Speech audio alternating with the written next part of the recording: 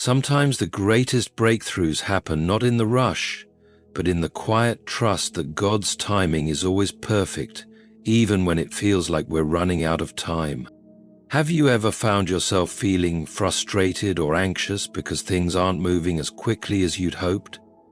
Perhaps you've prayed, worked hard, and waited for what seems like an eternity, only to see no immediate results. The world around us constantly pushes us to hurry, to achieve, to get things done now. But what if the key to true peace, fulfillment, and purpose isn't in the rush, but in trusting that God's timing is perfect? In today's video, we'll explore why trusting in God's timing is essential, and how even the delays, the moments of waiting, and the seasons of uncertainty are all part of His divine plan for us. I invite you to stay with me till the end, as we reflect on how patience, surrender, and trust in His timing can transform our hearts and our lives. This message is for anyone who has ever wondered, why is this taking so long, or felt like they were running out of time? Together we will discover that God's plan is never late and His timing is always right. Let's dive into this journey of trust, growth, and peace. In every heart lies a desire for fulfillment, for dreams to be realized, prayers to be answered, and promises to come to life. Yet the tension between expectation and timing is where many struggle. Impatience, while human and understandable, can be one of the greatest stumbling blocks on the journey of faith. It whispers that waiting is weakness, that stillness is failure, and that slow progress is no progress at all.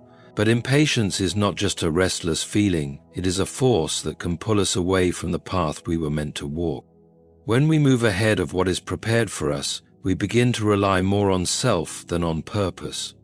The illusion of control drives us to manipulate outcomes and chase shortcuts, even if it means compromising integrity, peace, or spiritual alignment. In the name of speed, we often step outside the lane of divine timing and find ourselves entangled in detours of our own making.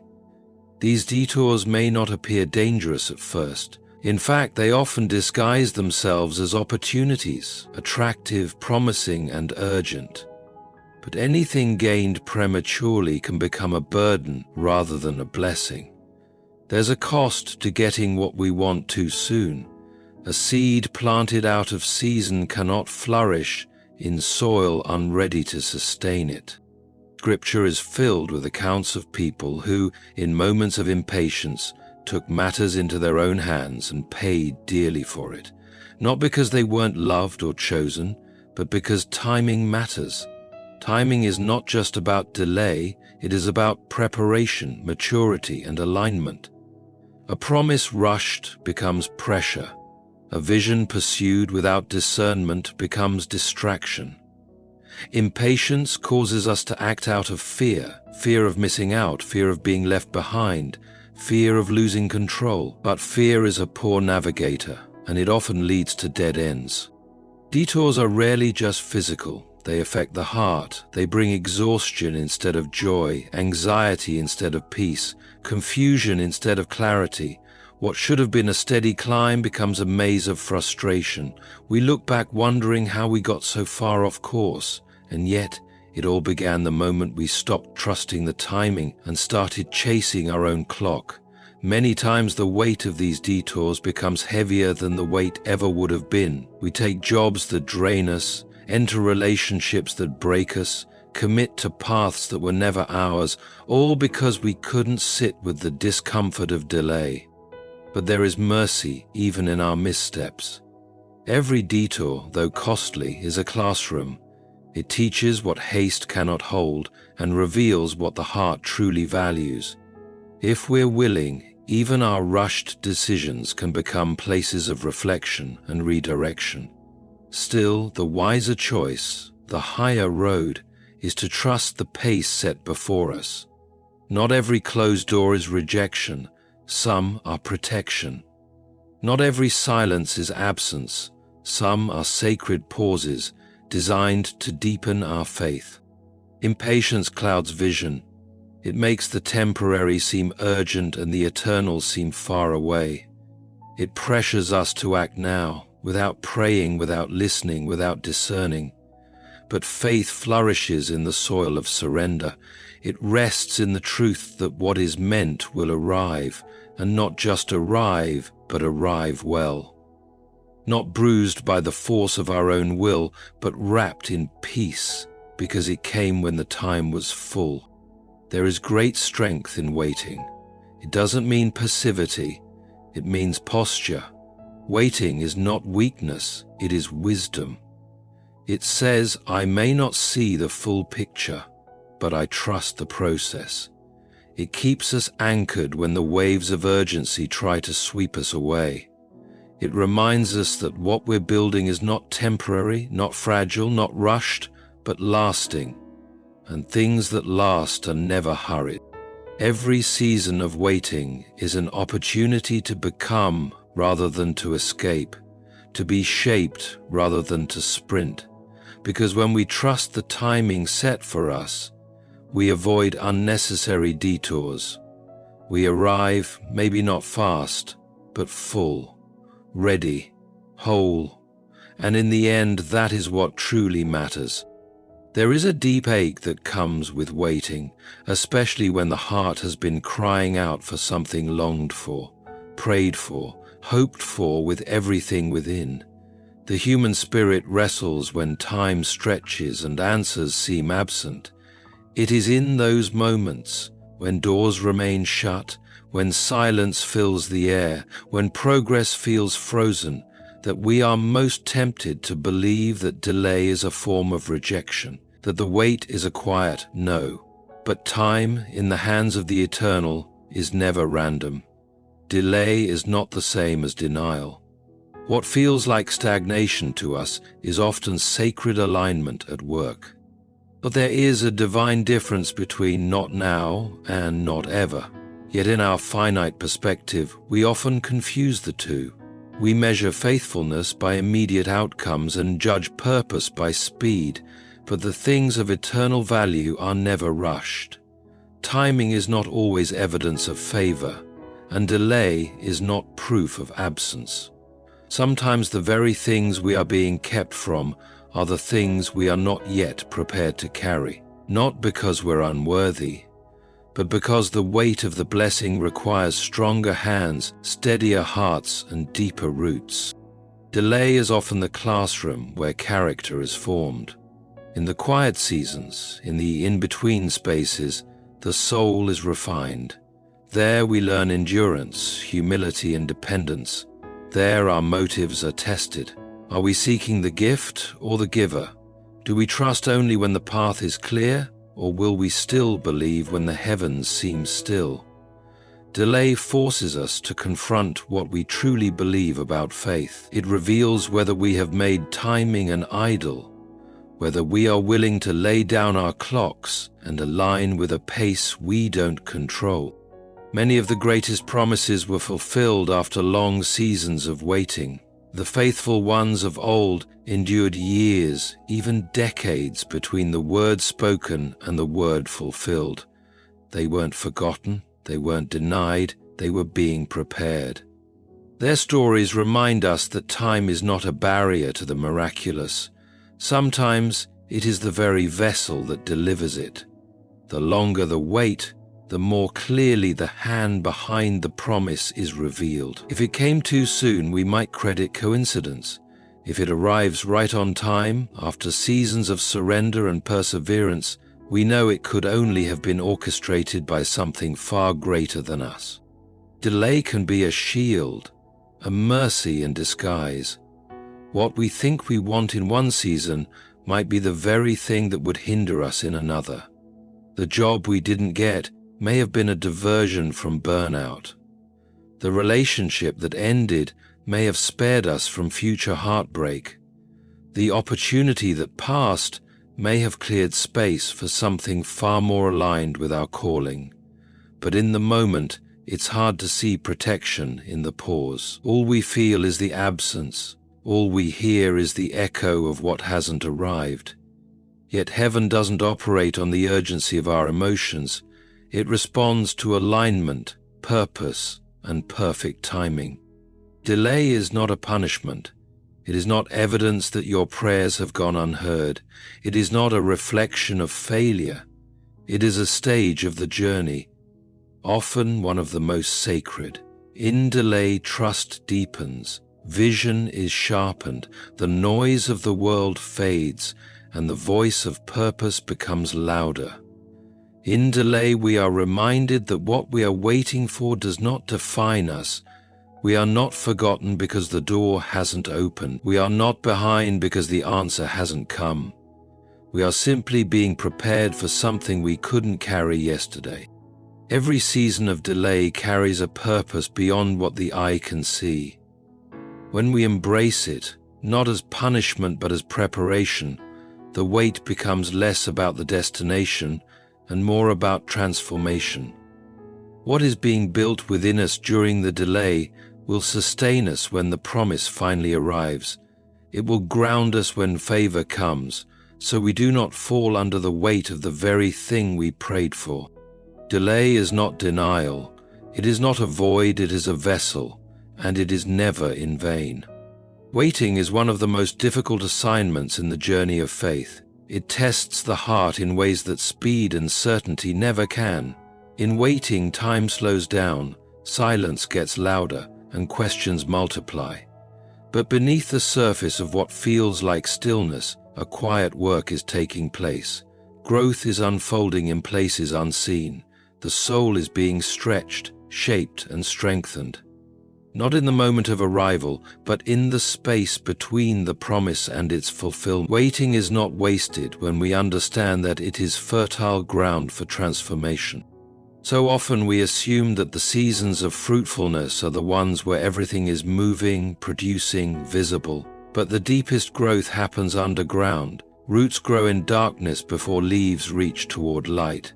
In the same way, waiting seasons are where roots of faith are driven deep. They anchor us in truth when circumstances shift. They make us immovable when storms rise.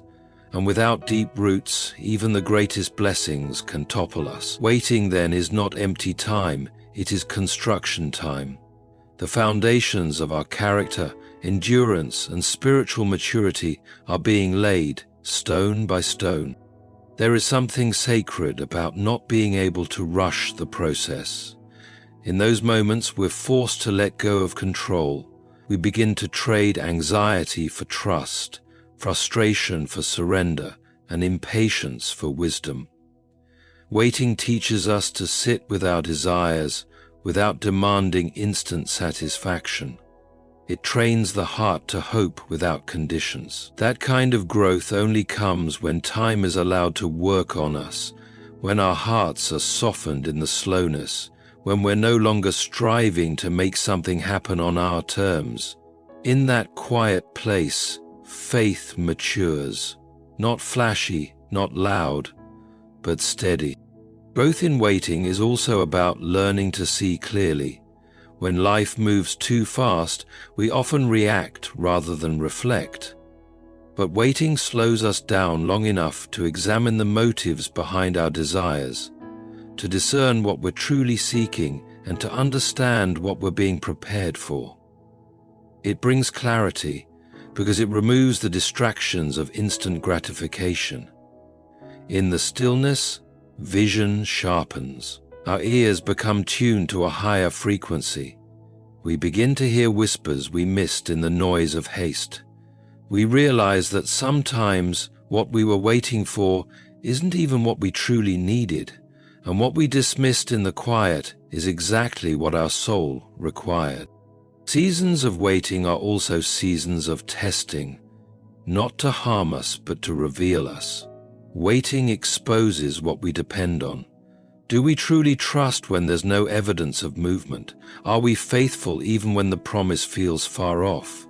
Growth cannot be measured by how we act when everything is going right, but by who we are when nothing seems to be happening. It is in those quiet, hidden places that strength is forged, that perseverance becomes muscle, that obedience becomes lifestyle, And the reward of that inner work isn't just the eventual answer, it's the person we become along the way. The irony is that in waiting, we often feel forgotten. We assume that movement equals progress and delay equals distance. But in the realm of faith, the opposite is often true. Waiting draws us closer.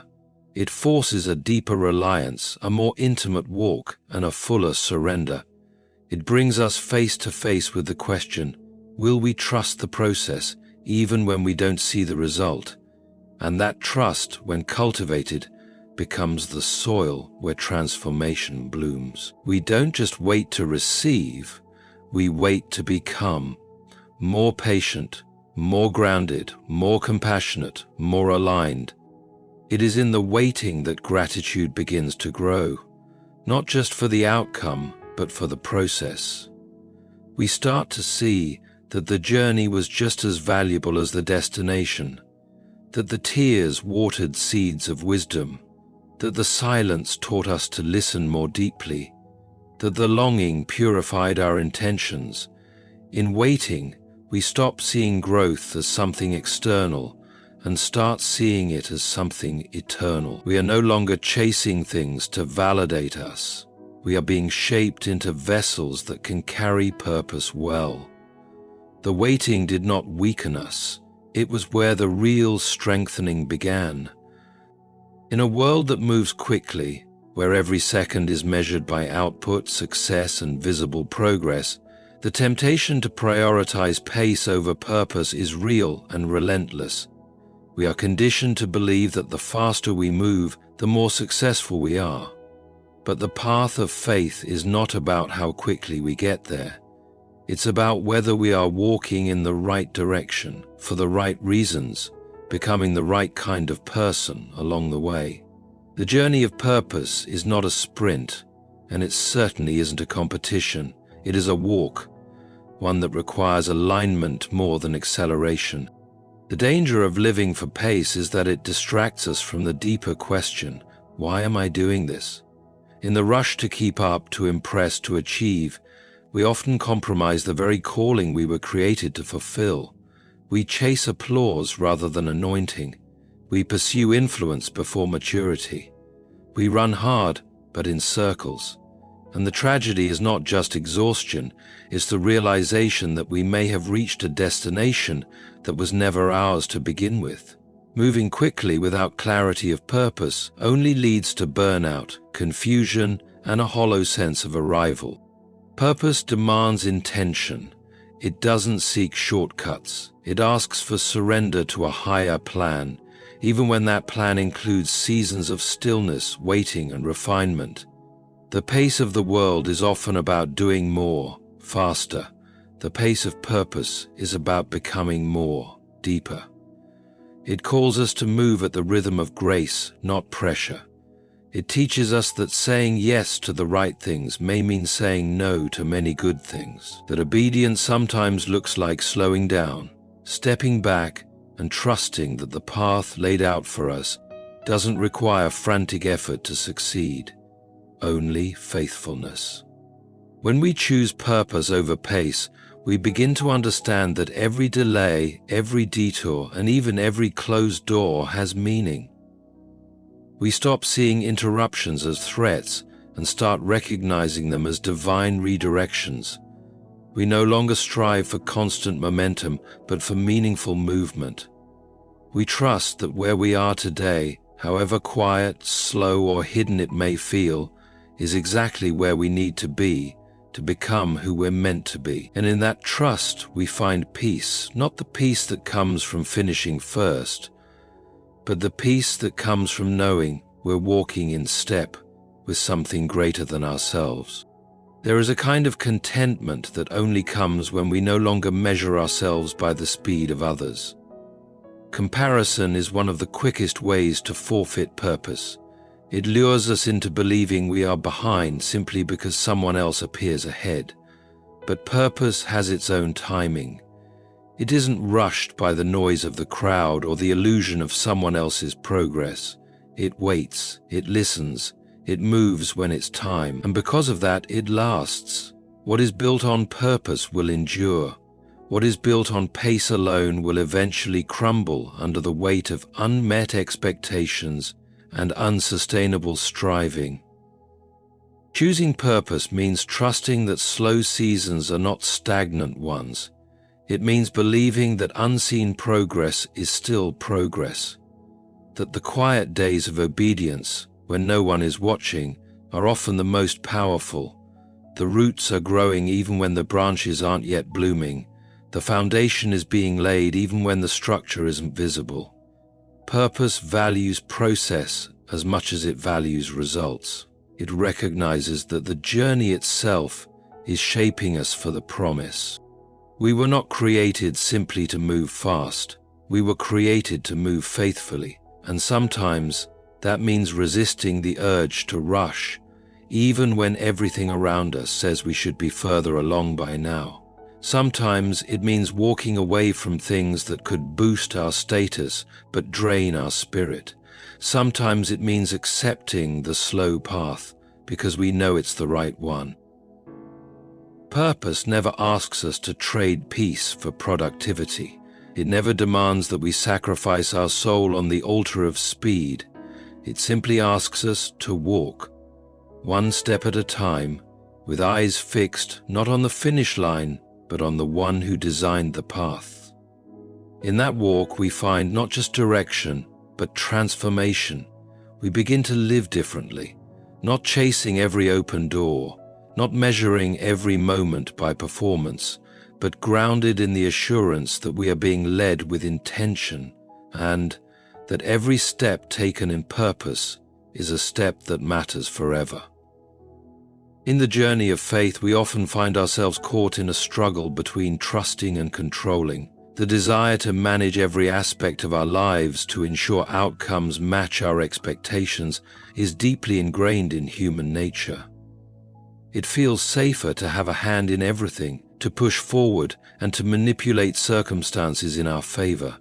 Yet, as we continue to walk in faith, we discover that true peace, the kind that surpasses understanding, is not found in control, but in surrender. The more we hold tightly to our own plans, the more we stir anxiety, fear, and confusion within our hearts. But when we release control, we invite peace to enter and transform our souls. Surrender is not about passivity or resignation. It's not about giving up on our dreams or abandoning the things that matter to us. Rather, it is the act of yielding our will to something greater, recognizing that we are not the ultimate architects of our destiny. There is a difference between being passive and being surrendered.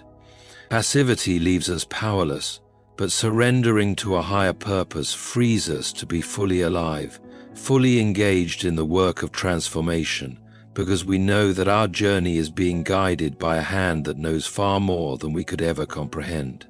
When we hold on too tightly to control, we choke the very life we're trying to protect. But when we release our grip, we find that God's peace fills the empty space, bringing us a sense of calm even in the midst of chaos.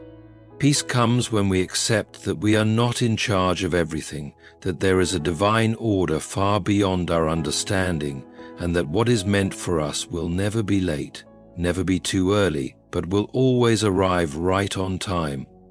We are reminded that the Lord is our shepherd, not just in times of peace, but especially in the valleys of uncertainty. In those moments of surrender, we let go of the need to figure it all out on our own. We acknowledge that we do not have to control every outcome, that we do not have to know every detail, that we do not have to force doors open. Instead, we can rest in the assurance that the one who holds our future also holds our present. And this assurance brings peace, a peace that is not dependent on circumstances, but on the confidence that we are exactly where we need to be. The act of surrender also liberates us from the burden of worry. Worry arises from the false belief that if we don't control things, everything will fall apart. But in surrendering control, we acknowledge that we are not responsible for everything. and that the weight we carry is not ours to bear alone. Worry is an indication of where we are still holding on too tightly. When we release control, worry loses its power, because we begin to trust that there is a plan in place that is much bigger than our fears and anxieties. We are not called to be anxious about tomorrow, but to trust in God's timing and provision for each day. Surrendering control becomes an act of faith, where we say, I trust you even when I don't understand.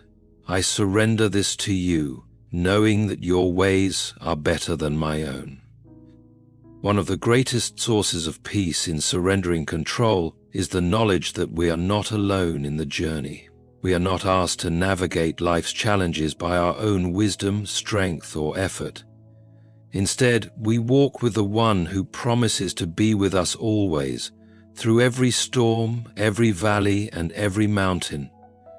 We are invited to rest in the truth that His plans for us are good, even when the path seems unclear. When we surrender control, we surrender our need to be the sole source of our strength. And in doing so, we open ourselves up to divine peace, knowing that we can rely not on our limited abilities, but on His infinite power and grace. Surrender is not a one-time act, but a daily choice.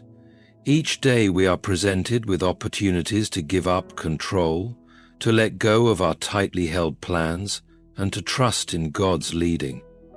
The more we surrender, the more we discover that peace is not something we have to manufacture through our own efforts, but something we receive as we choose to align ourselves with His will. In the moments of surrender, we find rest, not because the world stops moving, but because our hearts are anchored in the truth that God is in control, and in that surrender, we discover the peace that only He can give.